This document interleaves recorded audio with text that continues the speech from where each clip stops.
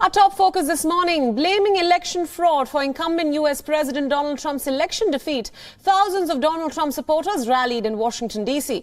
At least 10,000 people gathered at the city's Freedom Plaza before marching towards the Supreme Court. Trump supporters converged to support his unsubstantiated claims of election fraud, while Trump pushes ahead with a flurry of long-shot legal challenges to overturn President-elect Joe Biden's victory. The demonstrations in Washington and other cities featured a mix of the president's supporters, including the conservative personalities along with members of the far-right Proud Boys group. Organizers have given the pro-Trump rallies various names, including the Million MAGA March, the March for Trump, and Stop the Steal. MAGA is an acronym for the Trump campaign slogan that is Make America Great Again. Hey, go to see the dentist. Fuck Antifa. From Kentucky, Hawaii, Vietnam. the Vietnamese people. We rode here from Arizona. We were out there in Arizona watching the vote at Maricopa County and saw that go down in very mysterious and weird ways. Look, I just want this isn't over. It's not even close to being over. And those people that are telling you right now that it is over are lying to you.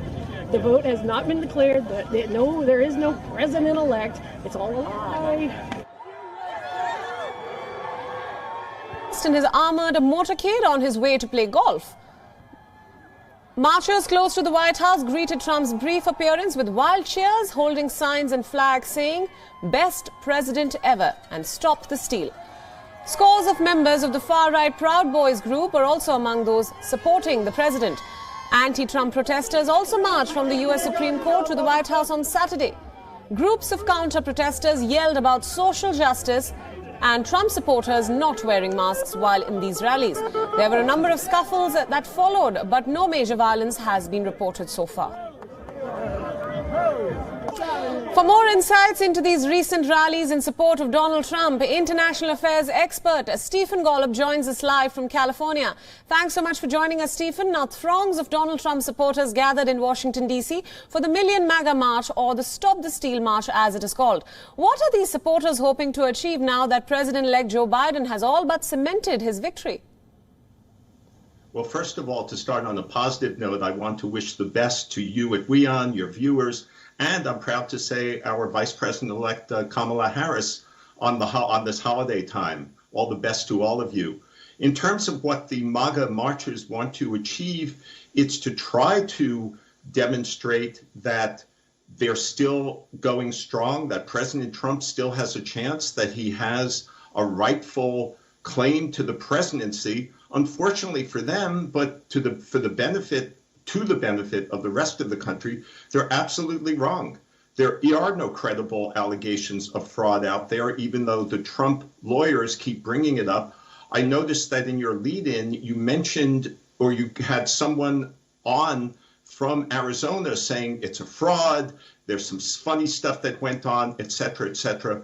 Unfortunately for that person from Arizona, the Republican Attorney General for Arizona, that is someone from the same political party as Donald Trump, has come out and said, no, there was no voter fraud in Arizona. The election was clean. It was fine. It was fair. Same thing with the Republican official in charge of election administration in Georgia, who said basically the same thing, another contested state. So they're trying to prove something that isn't provable. They're wrong about these voter fraud allegations. Now, Stephen, President Trump also took notice of these rallies, of course, and drove past in a motorcade. He is still refusing to concede. So can we perceive this rally to be sort of a last hurrah before he leaves office? Well, I don't know if he'll quite perceive it as a last hurrah, because he may still try to keep his rejection of the election results going, as detrimental as that is to the country in so many ways. It's detrimental to the long-term health of our democracy, because one basic factor of democracy is that losers concede to winners. And that sure has been the case in our history, in many other countries' history, in your country's history. But President Trump is rejecting that. To slow down the transition in the way he has hurts our national security. So this may not be his last gasp, but it is hurting the country. And one other way I'm sad to say that it's hurting the country, is that some people will probably die as a result of the thousands of people, not a million, the thousands of people who were at the MAGA march, right, because most of them were there without masks. So absolutely, they'll either catch COVID or they'll catch it and spread it. And some people will unfortunately die as a result. Right, that actually brings me to my next question. Another concern is that this rally is taking place when the US is recording a surge in the number of coronavirus cases with an increase in hospitalizations. So what are the key challenges for the incoming Biden-Harris administration? Wow, they're huge. One is to simply get through the next 2.5 months or so until, actually just slightly over 2 months, until the inauguration, hopefully get some balls rolling. It will help if the transition is facilitated by the Trump administration, although it's blocking it, it's slowing it down, as I mentioned it. But in the meantime, they're appointing people to an advisory board. They're lining up appointments to key federal agencies that will deal with COVID to try to be able to maximize the efficacy of messaging and other steps that will be taken, such as wearing masks, encouraging people much more strongly than Trump did. He was against wearing masks, basically, encouraging people to wear masks, getting the right medical apparatus in place, the challenge of beginning to roll out the vaccine when it's available, perhaps as soon as early next year, right, all of those things. Right. My final question for you, Stephen. The far-right Proud Boys group also seem to have made an appearance at these rallies. Now, this group, of course, is highly controversial ever since the president mentioned them in the debate. So tell us more about this Proud Boys group and what does it entail, really? They're racists.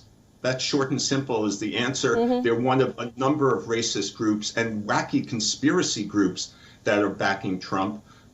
This particular one has a certain orientation, but the difference between this and others that are racist groups that are backing Trump are not worth really delving into. I would add, though, that not only are they bad for the country as a whole, but groups like this, such as the Proud Boys, these white supremacists, are bad for the world and bad for Indians in the United States. Whether Indians have immigrated within the past year or whether people of Indian heritage have been in our country contributing in so many wonderful ways for generations.